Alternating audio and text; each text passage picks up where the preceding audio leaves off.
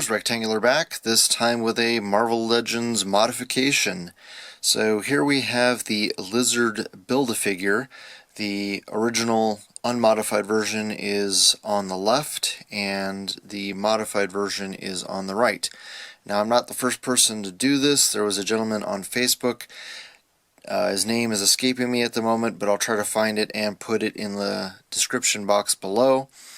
So definitely go check out his page, and full credit goes to him. Obviously people started copying that idea, and some people had different takes on it, but I just did the most straightforward version, and I think this turns out quite nicely without having to chop up the figure. So if you own the Lizard Build-A-Figure, you know that his knees are very poorly articulated. He can only get in this very crouching standing pose, and he can't stand up any taller than this figure on the left. The knees will move downward so he can crouch even further, but he can't stand up any taller. And yeah, also the ab crunch tends to kind of squash forward because of how tight the plastic is on the jacket. So unless you cut the jacket, he has a tendency to want to crunch forward. I did not cut the jacket on the figure on the right, but I'm considering doing that just because it still has a tendency to want to crunch forward.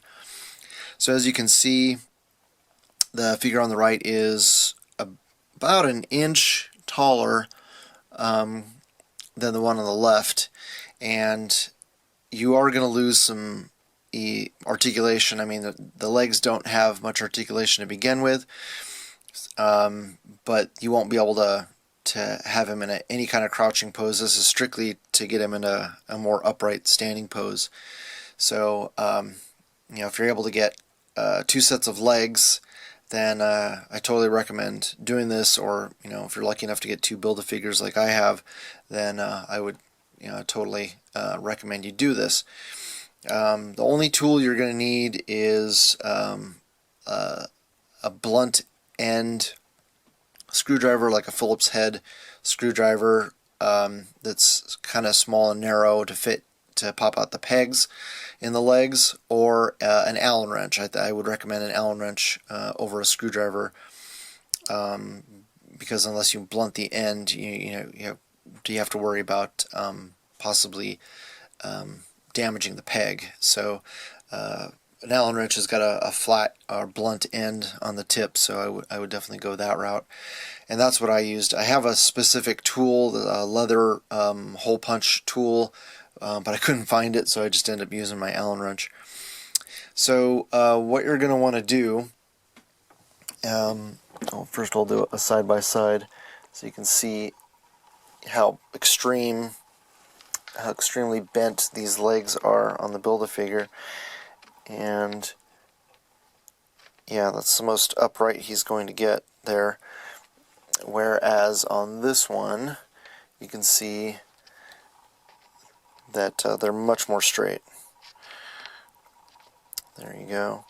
So what you want to do is you're going to want to remove the pins there on the knee section of the thigh, and actually I'll show it on the original Build-A-Figure here. So what you want to do is you can actually just pop the legs off the figure. So here's what you want to do. You want to pop the legs off. They come off quite easily. You don't need to heat them up to do that. You just pop off the legs, and then what we're going to do is remove the knees or the lower legs from the upper legs. So I recommend getting a hairdryer or some hot water. I usually put a mug in the microwave with water for about 3 minutes, gets it boiling hot, And then if you have an Allen wrench or a narrow Phillips head screwdriver, then I would go that route, but I recommend an Allen wrench, or if you have a leather hole punch tool, that would be even better, because you want a blunt end. And you can see the wide holes are for the top of the pegs, which has the wide end, and then the narrow tip of the peg is going to be on the outside hole, the outside of the leg.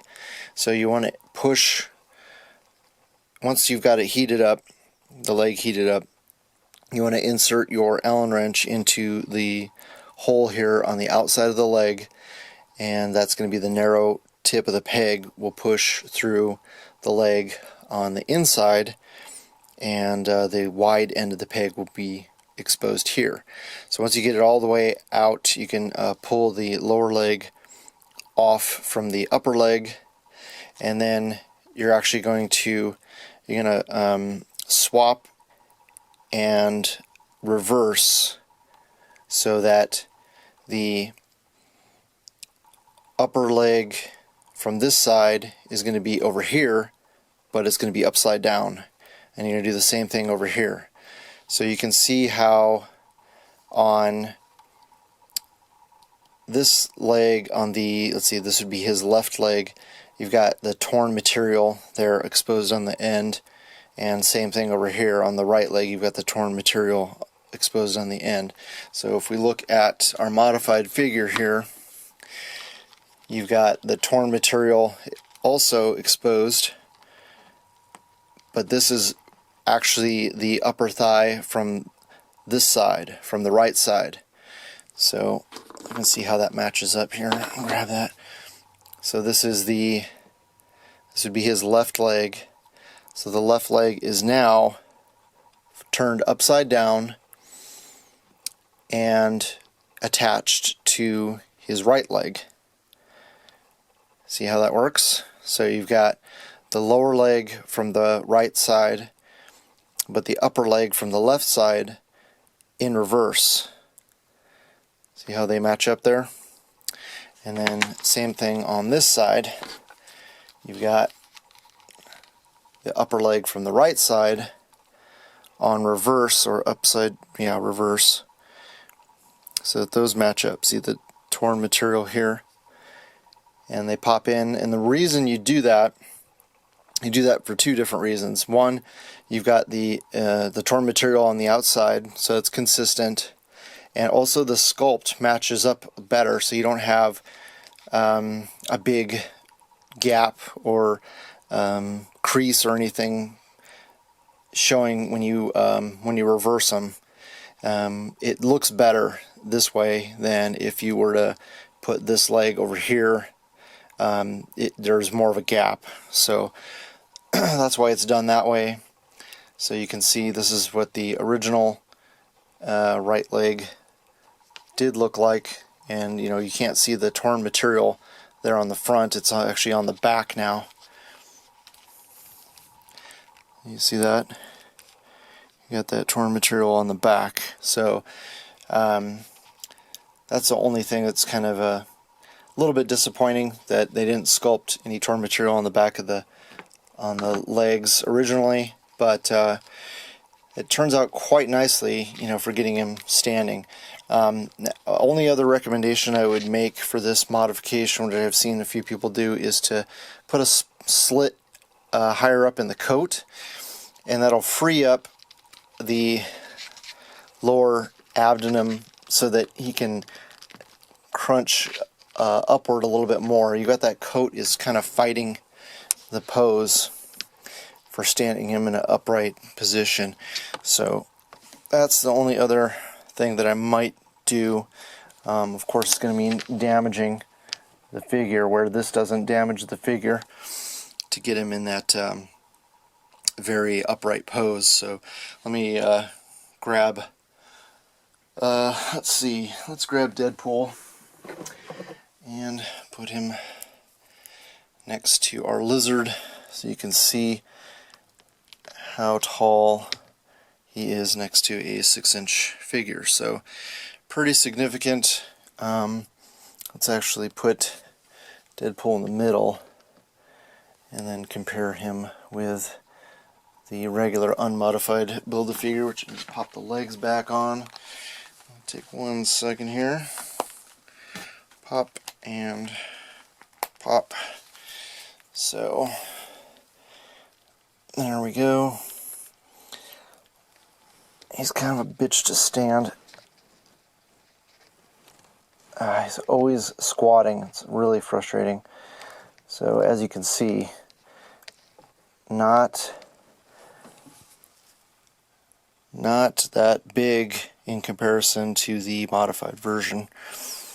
So I am very happy with the way this turned out, and hopefully you guys liked the video. You share it with your friends, subscribe if you haven't already, and I always love hearing back from you guys, so please leave a comment below. Thanks so much for watching, and I'll talk to you guys later.